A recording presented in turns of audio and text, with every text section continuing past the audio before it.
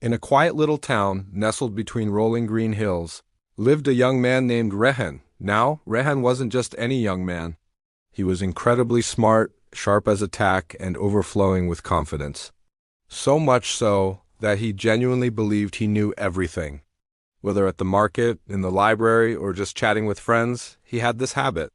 Whenever someone tried to share something, Rehan would cut them off with a quick, "I already know that." It didn't matter what the topic was. He felt he had it all figured out. One sunny afternoon, Rehan decided it was time to visit the most respected person in the entire region.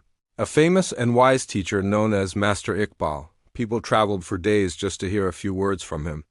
Rehan, however, walked into the master's serene garden with his chin held high. He found the master tending to his bonsai trees, his movements slow and deliberate. "Master," Rehan announced, his voice echoing with self-assurance, "I've come to learn from you. But you should know I'm already quite knowledgeable. I've read countless books and debated with many scholars. I already know a lot. I'm just here to pick up a little something extra, to top off my education." Master Iqbal looked up from his bonsai, a gentle, knowing smile gracing his lips. His eyes twinkled with a wisdom that seemed as old as the mountains themselves. "Of course," he said, his voice calm and soothing. "It's an honor to have such a bright mind visit. But before we begin our discussion, let's have some tea. A good conversation is always better with a warm cup of tea, don't you think?" Rehan, pleased with the master's reception, nodded eagerly. He sat down at a small wooden table while the master brought out a beautiful porcelain teapot and two small empty cups. The aroma of jasmine filled the air. Master Iqbal picked up the teapot and began to pour the steaming, fragrant liquid into Rehan's cup. The amber tea rose gracefully, filling the cup to the brim. It was full, but the master didn't stop.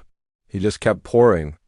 The tea began to overflow, spilling over the sides of the cup, running down onto the saucer, and then cascading onto the polished wooden table, creating a growing puddle. Rehan watched in stunned silence for a moment before he couldn't hold it in any longer. "Master, stop!" he shouted, jumping back slightly. "The cup is full, it's overflowing, no more can go in." Master Iqbal finally stopped pouring. He set the teapot down and looked directly into Rehan's wide, confused eyes. His voice, though soft, carried an immense weight. "Exactly, Rehan," he said. "Your mind is just like this teacup. It is already full. It's brimming with I already know. How can you expect to learn anything new, to absorb any new wisdom, if your cup is already overflowing?" He paused, letting the words sink in. "If you truly wish to learn, you must first empty your cup. Empty your mind of preconceived notions and the belief that you know everything. Only then can something new, something fresh, truly enter it. Only with an empty cup can you receive."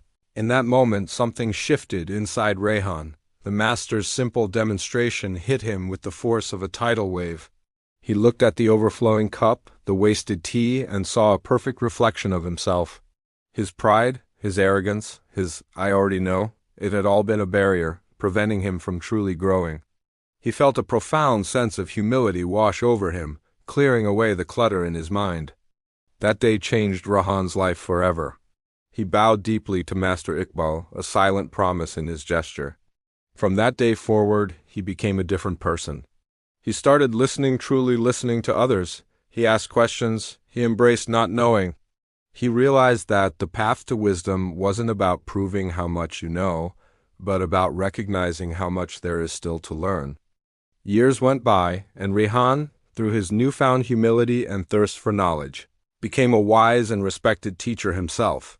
Students would come from all over to learn from him. And before every single lesson, without fail, he would begin with the same powerful words his master had taught him, often while holding up an empty teacup.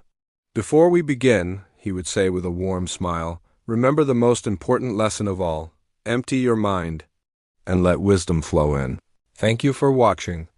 If this story resonated with you, don't forget to like, share, and subscribe for more content that inspires. See you in the next video.